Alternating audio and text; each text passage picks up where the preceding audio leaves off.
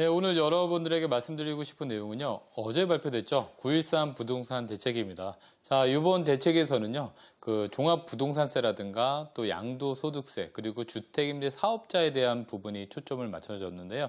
자, 어떤 내용이 담겨져 있는지 한번 살펴보고요. 또 우리가 거기에 대처할 수 있는 방안이라든가 또 시장의 변화가 어떻게 움직일지 한번 바라보는 시간 가져보도록 하겠습니다. 자. 문재인 정부 들어서의 8번째 부동산 대책이고요. 자, 이 대책을 통해서 우리가 시사하는 점이 뭔지를 좀 파악하는 것이 무엇보다 중요하기 때문에 그러려면 대책의 내용을 알아보는 게 더 일단 중요하겠습니다. 자, 첫 번째 본다라면 종합부동산세가 되겠습니다.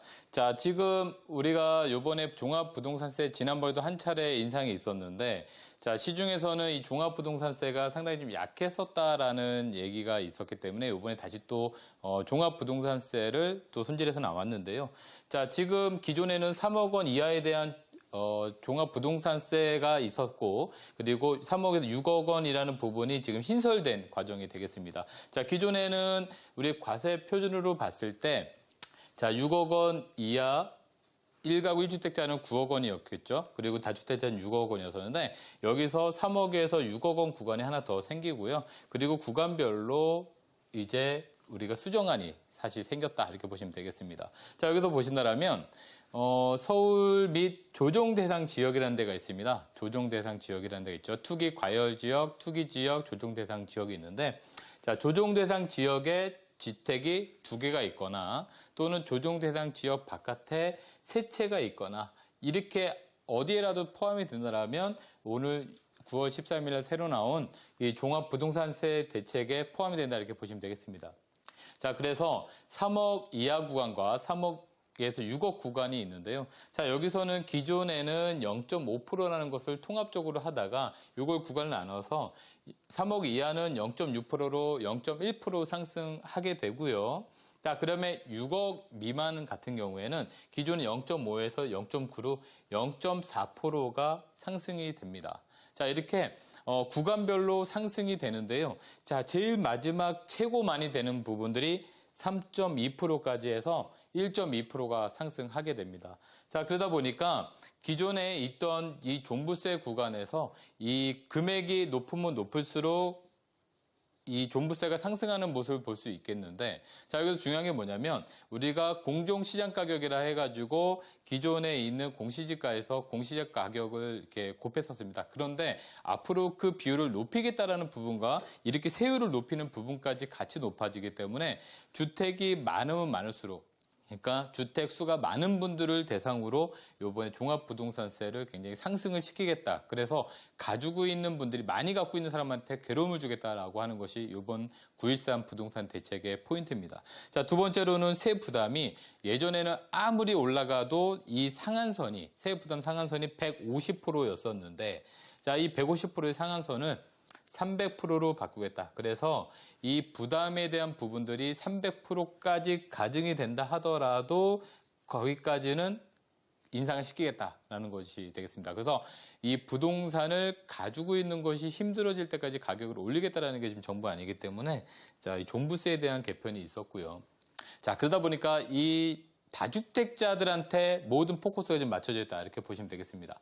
자, 다주택자라면 주택이 하나 이상 있는 사람이겠죠. 그래서 주택이 2개 이상 보유한 사람한테는 이 주택담보대출을 전면적으로 금지를 하겠다라는 겁니다. 자, 우리가 원래는 담보가 있으면, 쉽게 해서 주택이라든가 부동산을 갖고 있으면 이 담보로 가지고 대출을 받을 수 있는 게 당연한 거지만 주택이 2개만 돼도 이 주택담보대출을 전면적으로 금지하겠다라는 것이 가장 큰 포인트가 되겠고요. 자, 여러분들이 많이 알고 계시는 1주택에서도요, 규제 대상 지역이라면 우리가 조정 대상 지역입니다. 그 안에서 담보대출도 금지가 됩니다. 그렇기 때문에 주택이 하나 이상, 2개 이상 이렇게 된다라고 하면 주택담보대출 자체가 쉽지가 않다라는 것을 한 번 더 알 수가 있겠고요. 또 고가주택은 9억 원 이상 되는 것이 바로 국가주택이죠. 그래서 이 9억 원 이상 되는 고가주택이 실거주 목적으로 하지 않고 투자를 목적으로 한다라면 이거 역시도 담보대출을 해주지 않겠다라는 겁니다.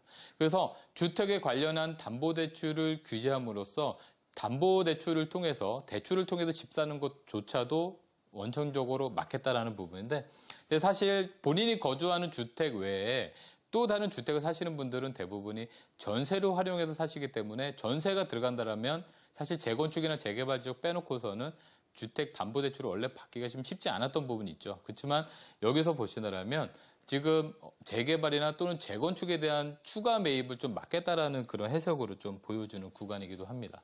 자, 그리고 많이 이제 걱정했던 부분 중에서 우리가 지금 1가구 1주택자가요. 2년을 거주를 하면, 2년 보유하고 2년 거주하면 비과세 요건이 맞춰지는데, 자, 요번 913 대책에서 이걸 3년으로 바꾸면 어떡하나라고 얘기가 나왔었습니다. 하지만 요번에 요 자체는 말이 없었고요. 자, 일시적 1가구 2주택이라는 게 있죠. 원래 한 주택이 있었는데 일시적으로 다른 주택을 하나 더 사게 되면 기존 주택을 3년 이내 매각을 하면 두 개 다 비과세를 받을 수가 있었습니다. 자, 그런데 이 처분 기간을 3년에서 이제 2년으로 바꾼다는 게 이번 9.13 대책 혜택. 그렇기 때문에 일시적 1세대 1주택자들은 기존 주택을 2년 안에 매각을 해야지만 기존 주택의 비과세를 받을 수 있다라고 보시면 되겠고요. 자, 그리고 장기보유 특별공제라는 게 있습니다. 장기보유 특별공제, 보통 9억 원 이상 되시는 분들이 1가구 1주택자들 중에서 그 이상의 매각되는 부분들은 장기보유 특별공제를 통해서 양도세를 많이 깎아줬었습니다. 그래서 10년 정도를 보유한다면 80%를 감면을 받기 때문에 양도세가 고가주택이라 할지라도 상당히 좀 낮게 나올 수 있는데, 자, 이걸 2년 이상 거주를 해야지 받을 수 있습니다. 만약에 거주를 안 한 주택을 10년 동안 보유하셨다 하더라도 그렇게 되면 15년에 30%로 다주택자와 똑같게 되기 때문에 혜택이 거의 없다는 거죠. 그래서 고가주택도 다 거주를 하는 실수요자들에 대해서만 혜택을 주겠다라는 것이 이번 또 9.13 대책의 표적이고요. 자, 이번에 전세자금 대출에 대한 부분도 얘기가 있었습니다. 그래서 전세자금 대출을 통해서 많은 분들이 전세금이 올라가고 또 전세금 올라가니까 매매가 올라가고 이런 것들을 이제 염려했던 부분인데요.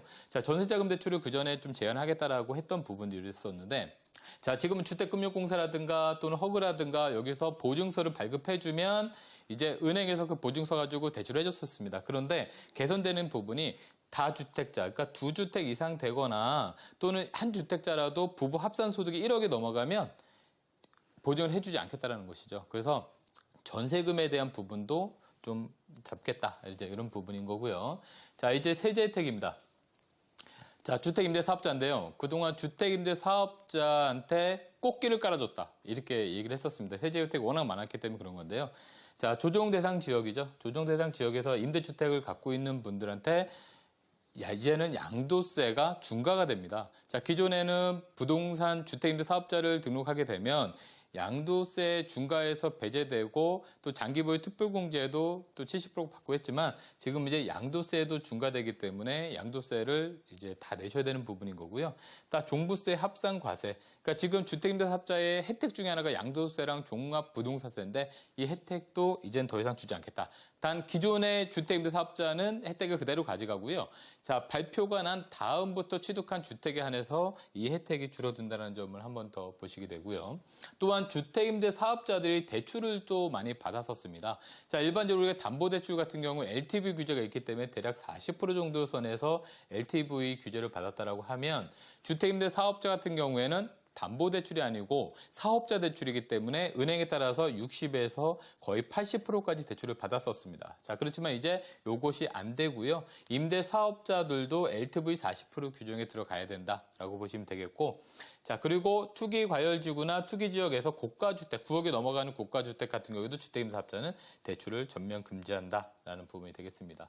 자, 그리고 서민 주거 안정을 위해서요, 주택 공급을 하겠다라는 건데 수도권 근처에 아직 발표는 나지 않았습니다. 수도권 근처에 30곳 정도를 개발을 해서 공급을 늘리겠다. 그래서 도심 안에 유휴부지라든가 그린벨트를 풀겠다라는 건데 지금 서울시와의 갈등도 좀 있죠. 그리고 또 도심 내 규제 완화를 통해서 이게 좀 중요한 부분인데요. 사실 공급을 수요가 있는 곳에 해야 되는 게 맞지 않겠습니까? 그래서 도심 내, 수요가 있는 도심 내에다가 상업 지역의 주거 비율을 좀 높이고, 그러니까 주상복합 같은 경우에 주거 비율을 좀 더 높여서 신축이 가능하게끔 만들어주고 지금의 준주거 지역의 용적률을 좀 더 상향해서 좀 더 높이 지어보겠다. 그리고 또 소규모 전비주택 사업을 활성화시켜서 도심 내 소비가 있는 곳에다가 공급을 좀 더 해주겠다라는 부분이 되겠습니다. 그리고 조세정인데요. 좀 전에 말씀드린 종부세에 있어서 공정시장가액을 연 5%씩 해서 지금 현재 90%까지 올리겠다라고 지난번 종부세 대상에서 얘기했지만 이젠 100%까지 인상하겠다. 거의 맞추겠다 이제 그런 뜻이고요. 또 그동안에 편법적으로 상속이나 증여가 일어났던 부분들을 조금 더 철저하게 조사를 해가지고 상속이나 증여에 대한 부분들에 대해서 조세 정의를 실현하겠다라는 것이 이번에 한 번 더 얘기한 내용이 되겠습니다. 네, 9.13 대책에 대한 자세한 내용들 짚어봤습니다. 자, 오늘도 여러분과 함께하는 시간 마련되어 있는데요. 방송 보시면서 궁금한 점 있으시거나 전문가의 도움 필요하시다면요. 무료 상담 전화 이용해 보시기 바랍니다. 02-6938-2062번 연락 주시면 저희 임종욱 해결사의 명쾌한 해답 들어보실 수 있습니다. 그리고 해결사님과 만나보실 수 있는 무료 세미나도 있는데요. 네, 세미나 안내 부탁드립니다. 네, 다음 주 월요일 날 오후 2시에 세미나가 준비되어 있는데요. 자, 지금 부동산, 그중에서 서울 부동산이 굉장히 또 급등기에 있습니다. 자, 많은 분들이 팔지도 못하고 사실 사지도 못하고 되게 어려운데요. 팔아야 될 건 또 팔아야 되고요. 사셔야 될 건 사셔야 됩니다. 그래서 이런 급등기에 투자할 수 있는 전략, 거기에 대해서 무료로 세미나가 준비되어 있으니까요. 많은 관심과 참석 기다리도록 있겠습니다. 네, 부동산 투자 어떻게 해야 할지 막막하시다면 무료 세미나 꼭 참석해 보시기 바랍니다.